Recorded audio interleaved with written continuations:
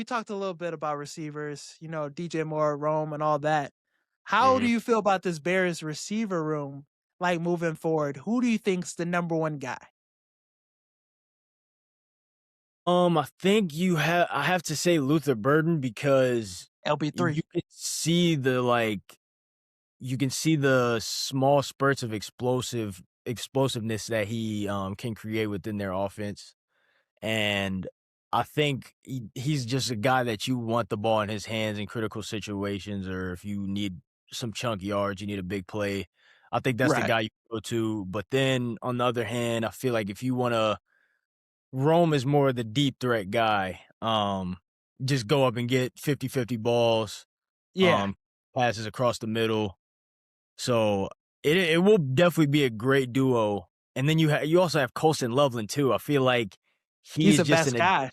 yeah, even though he's a tight end, he's just a great addition to that receiver room as well, quote unquote. So I mean, just those three alone with Caleb throwing the ball is definitely huge, but I would lean towards Luther Burden being that receiver one.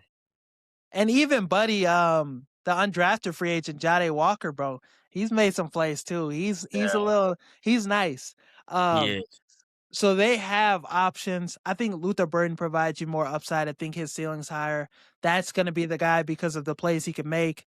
Bro, you see him turn a little, quick catch into 10 yards. Because he's making exactly. that first person miss like it's nothing. Yeah. Like, so I'm excited about what he could be. I think he's going to be 1,000-yard receiver, and in this receiver room, I think he leads us in receiving yards next season. Rome, I think he could still be a top 15 receiver in the league, but I Mhm. just think he just needs to be that Washington receiver, dude. Cam Newton is gonna make a meme about him if he's not careful. Oh If he's yeah. not careful, bro.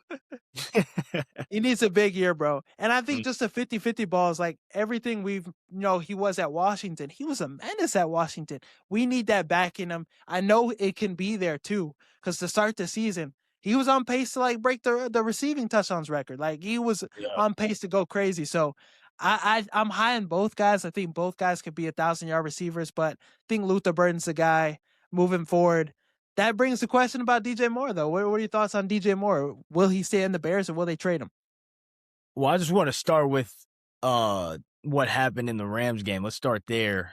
I Okay. think that a lot of Bears fans want to put the blame on him, like why didn't he try to catch the ball? Why didn't he go for the ball? Which I get it, but it wasn't, in my opinion, I don't think it was all his fault. Um, because if you look at the route, yeah, he could have taken a slightly better angle, but I don't even think he realized like where the safety was.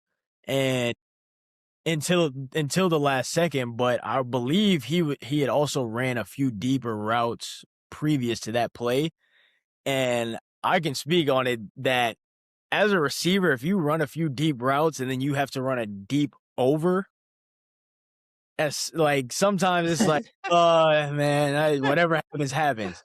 Now Yeah. I agree he could have at least attempted to get like a pass deflection, play defense a little bit. But I don't want to put all the blame on him in that situation. But what made It it was worse a is crazy call too. Mhm. But what made it worse is that he didn't talk to any media. He I don't even know if he talked to anybody in the locker room after that situation. So it makes him look bad. And with that being said, that could leave a bad taste in your mouth moving forward, and relationships could start to mold in a negative way. And you know, it could end up possibly being like a Brandon Ayuk situation where it's like we haven't heard anything from him. So I Yeah. think he would have been fine if he had just took the blame for it, took the high road, taking the blame for it.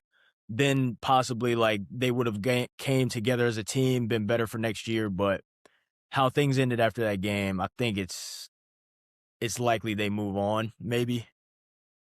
And it's been nice. It's nice that Antoine Randall, the receivers coach, he's defended DJ Moore. You see Ben Johnson was like, yeah, that's my fault. So Like I agree with what you said. Like, yeah, he should have talked to the media, and I think that's the most damning part of about it. If that situation happens, you gotta address the media. You gotta say what happened and what played into that situation. It was a game-ending play. But on a positive note, I've been seeing a lot of rumors about the Bears trading DJ Moore away to the Raiders for Max Crosby, I which take would that. be insane. Yeah, That if would be if insane. that's who they want, fine, take them. Uh, I fuck with DJ Moore though, and like the hard part about it is he made so many plays for us. So if he stays, cool, I'm fine with it. If he stays, that would be Yeah. cool. That's why I say the Trey Hendrickson uh disposition, because like you could get Trey Hendrickson without having to trade any draft capital. And you could draft somebody in the first round, keep DJ Moore, restructure his contract. I think has to be the bare minimum of what you do with him. Like less than that, because he can't be making the money he's making with the production dipping as much as it has. But yeah, DJ Moore is just a weird dude. I feel like he's not to say like that's a bad thing, but I think he's just a dude that's not gonna be somebody that gets a lot of positive light from the media and all that, because he's more to Right. himself, but you really can't tell whether he's happy or not sometimes.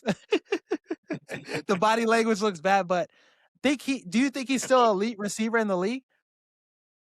I think you can still have a lot of packages for him to get him the ball so he can make plays. Do I think he's a top 15 receiver still? I don't think so. I would give him maybe like top 25.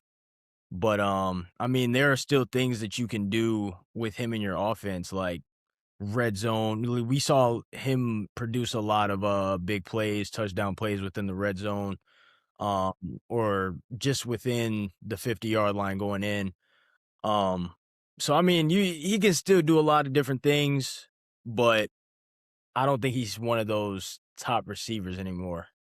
Yeah, it's sad. He's lost some juice, but yeah, I definitely think, in a way, he could be somebody that has 1,000 yards if he's in the right situation. With the Bears is tough because so many mouths to feed. There's going to be a guy that gets, the short end of the stick each year in terms of Mhm. production. But I don't know. They say he's a good team guy. They say, the locker room fucks with him and all that. So who knows? He could stay. If that happens and he stays, I'm cool with it. Just get this defense right. And if you got to Yeah. use him to do that, do it. So, I mean, yeah, I mean, if he stays, because like people are concerned about Rome becoming the number one, Luther becoming the number one, whereas DJ Moore's proven he could be a number one receiver before, and he's a good veteran in the locker room. So we'll see what happens with them. Interested. It's gonna be a long off season. We'll talk about it all off season long. Uh, he hasn't reached AJ Brown level. But I would want him to get an extension done with, Keenan Allen. I would want him to stay with the Chicago Bears for maybe 2 or 3 more years, because he's coming off his best season last year with the Chargers, and he only did it in 13